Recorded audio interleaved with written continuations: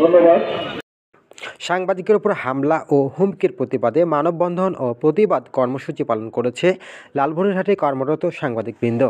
রোববার শহরের মিশন মোড়ে আয়োজিত মানববন্ধন ও প্রতিবাদ কর্মসূচিতে বিভিন্ন গণমাধ্যমে কর্মরত সাংবাদিকরা জানান, বর্তমানে সারা দেশে সাংবাদিক নির্যাতন বেড়েই চলছে। সে ধারাবাহিকতার বহিঃপ্রকাশ ঘটেছে লালমনিরহাটে। 3 সাংবাদিকের ওপর হামলা, হুমকি ও নির্যাতনের ঘটনা ঘটেছে। প্রশাসন নামকা ওয়াস্তে 2-1জনকে গ্রেপ্তার করলেও মূল আসামিরা প্রকাশ্যে ঘুরছে। পুলিশ তাদের গ্রেপ্তার করছে না। তথ্য সংগ্রহ করতে গিয়েই হামলা, নির্যাতন ও মামলায় আসামি হচ্ছেন সাংবাদিক। সেটা আমরা সবাই অবগত। লাঞ্ছিত করা হয়েছে, মারপিট করা হয়েছে, তাদের সম্পদের ক্ষতি করা হয়েছে। তারা কি দোষ করেছিল? তারা কোনো দোষ করেনি। তারা বালু সন্ত্রাসী, তারা মাদক সন্ত্রাসী, তারা চাঁদাবাজ, এদের বিরুদ্ধে তথ্য সংগ্রহ করতে গিয়েছিল, যেটা সাংবাদিকদের পেশাগত দায়িত্ব। সাংবাদিকের অস্ত্র কি? সাংবাদিকের কোনো অস্ত্র নেই। তাদের অস্ত্র রয়েছে কলম, ক্যামেরা, নোটবুক, এই সমস্ত, আর তার বিবেক। সাংবাদিককে বলা হয়েছে যে জাতির বিবেক। জাতির বিবেক আজকে মিশন মোড়ে দাঁড়িয়েছে। তাদের বিরুদ্ধে যে অন্যায় হয়েছে, সেই অন্যায়ের প্রতিবাদ জানাতে তারা যে মামলা করেছে, সেই মামলার আসামিদেরকে গ্রেপ্তার করার জন্য। কারণ আসামিরা ঘুরে বেড়াচ্ছে, এর মাধ্যমে প্রশাসনকে প্রমাণ করতে হবে তারা অপরাধীকে গ্রেপ্তার করতে তৎপর রয়েছেন। এবং আমরা দাবি করব যে অনতিবিলম্বে সঠিক তদন্ত করে দায়ীদেরকে গ্রেপ্তার করে আইনি আওতায় নিতে হবে এবং সাংবাদিকদের পরিবেশ উপযোগী পরিবেশ সৃষ্টি করতে হবে। কারণ সাংবাদিক নিজের জন্য কোনো কিছু করে না, তারা মানুষের জন্য কাজ করে, তারা জাতির বিবেক, তারা জনগণের জন্য কাজ করে। সম্প্রতি কিন্তু দেখা গেছে যে পরপর 3 জন সাংবাদিককে আহত করা হয়েছে বিভিন্ন ঘটনা নিয়ে। আজকে যারা কেউ বালু ব্যবসায়ী, কেউ আবার মাদক ব্যবসায়ী, আসলে এদের হাতে আসলে যারা দিল্লি হয়ে থাকে, প্রশাসন কেন এখানে নীরব হয়েছে? প্রশাসন দেখলাম যে নামটা আসছে কয়েকজনকে গ্রেপ্তার করে তারা হাত উঠিয়ে বসে আছে। আসলে আমরা কিন্তু আজকের এই মানববন্ধন থেকে উদারতা আহ্বান জানাতে চাই, আমরা জোর দাবি করতে চাই যে প্রকৃত অপরাধীদের, প্রকৃত আসামিদের গ্রেপ্তার করে আইনের আওতায় নিয়ে আসা হোক। যাদের দায়িত্ব তারা শুধু আমাদের লুট হওয়া ক্যামেরা, 3টি মোটরসাইকেল উদ্ধার করলেন। কাদের কাছ থেকে উদ্ধার করলেন? সে আসামিরা কোথায়? আমার প্রশ্ন রইল আপনাদের কাছে, সংশ্লিষ্ট সকলের কাছে, কেন দুর্বৃত্তরা আজ গ্রেপ্তার হলো না?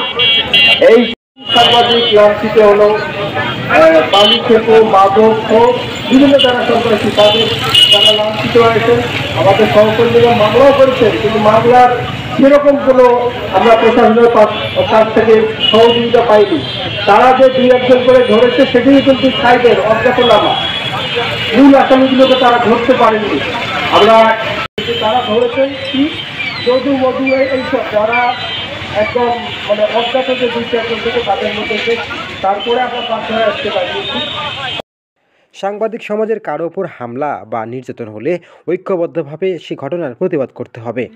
সিনিয়র সাংবাদিক গোকুল রায়ের বক্তব্যের মাধ্যমে কর্মসূচির সমাপ্ত ঘোষণা করা হয়। বাংলাদেশ সাংবাদিক ভাইদেরকে আক্রমণ করা হয়েছে, হুমকি দেওয়া হয়েছে, যার প্রতিবাদে কিন্তু আমরা লালমেরা সমস্ত সাংবাদিক যারা আমরা এই পেশায় জড়িত আছি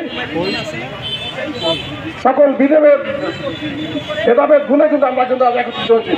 তো আজকে আমরা লক্ষ্য করছিলাম যে সাংবাদিকেরা কিন্তু বিগত সরকারের সময় কিন্তু কখনোই নিরাপদ ছিল না। আমরা ভেবেছিলাম একটি নতুন দেশ হয়েছে 24 আন্দোলনের পর, হয়তো সাংবাদিকরা এখন হয়তো নিরাপদ থাকবে। 24 এই নতুন যে বাংলাদেশ তৈরি হয়েছে, নতুন বাংলাদেশ তৈরি হওয়ার পর আমরা লক্ষ্য করছি যে বিভিন্ন জায়গায় অনিয়ম হচ্ছে। অনিয়ম হলে আমরা সাংবাদিকরা যখন সেই অনিয়মের যখন ছবি তুলতে যাই, সেই অনিয়মের যখন নিউজ করতে যাই, তখনই আমাদের সাংবাদিকদের উপর হামলা হয়েছে। পুলিশ এখন পর্যন্ত তাকে গ্রেপ্তার করতে পারেনি। আমরা দেখেছি আদিতবাড়িতে একজন গ্রেপ্তার হলো, বাকি আসামিরা প্রকাশে বেড়াচ্ছে, তাদেরকে কিন্তু পুলিশ গ্রেপ্তার করতে পারেনি।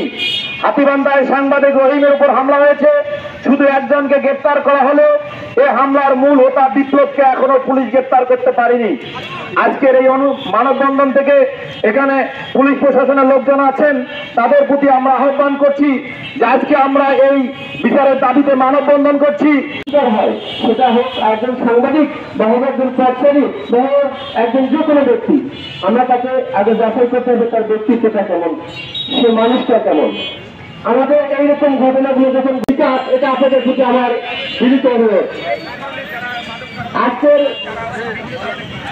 সাংবাদিক নির্যাতন প্রতিবাদে মানববন্ধনে সাংবাদিক অংশগ্রহণ করেছেন, এটা দেখে আমাদের খুব ভালো লাগছে। আমাদের ঐক্যটাকে ধরে রাখতে হবে, যে কোনো সাংবাদিকের যে কোনো বিভাগে আমাদের সবাইকে একসাথে ঐক্যবদ্ধ হতে হবে।